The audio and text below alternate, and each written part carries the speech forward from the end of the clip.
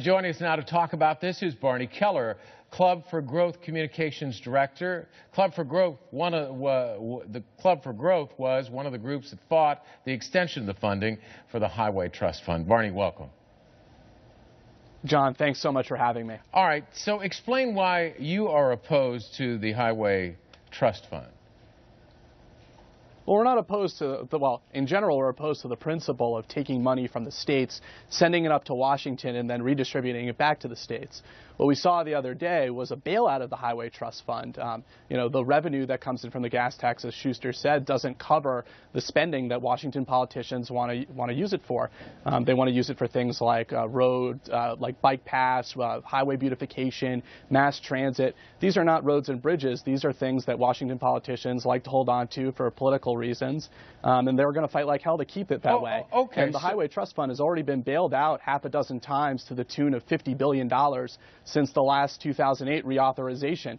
This is clearly a broken system that can't continue. Right. We favor devolving the gas tax to the states and allowing them to fund their own infrastructure projects. Well, now, wait. Explain how that works. I mean, how is a state, and what if a state decides not to fund the road projects? I mean, as far as I can tell, trucks are a big way that you get all of the things that Americans need across the country. If a big state out west says, we're not going to fund those projects, you aren't going to get the trucks through. Isn't that what the federal government's all about?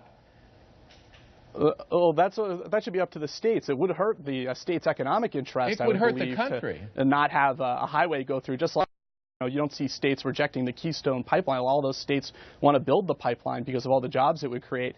We just think that when the money is left up to the states, there's more accountability. There's less. You lose the transaction costs. And what really do we need the 60,000 bureaucrats at the Department of Transportation to tell us how to fund these infrastructure projects? We have a difference of opinion on the words here. You say give the money to the states and let them spend it the way they want it. Is that what you're saying? Or do you let each state raise their own gas tax however they want? States come up with their own money. So even though Montana is a tiny state, but it has lots of highways that need lots of bridges and roads, how are they going to pay for that? Well, they should pay for it with their own money. I mean, I don't understand why it makes sense for someone in Montana to pay a gas tax to subsidize, say, the MTA in New York or the WMATA system in the District of Columbia. But that's how the current system works. Doesn't someone in New York help pay for their roads and bridges? There's probably not they shouldn't do that either. Every state should. I'm sorry, go ahead. They shouldn't do that either. Every state should fund their own projects. I think that's it doesn't make any sense right now to have it go up from, a state like Tennessee, send it up to Washington, have a bunch of bureaucrats take 15% out of it, and then redistribute it based on the whims of some politicians. That doesn't make any sense. I'm just saying that that's why Montana's we keep having to bail out the Highway Trust Fund. I mean, I'm using Montana, but you could use North Dakota or South Dakota. Small states, small tax base, small populations. I would doubt that there's any way that you could put enough taxes on the people of those states to pay for the projects that need to be built.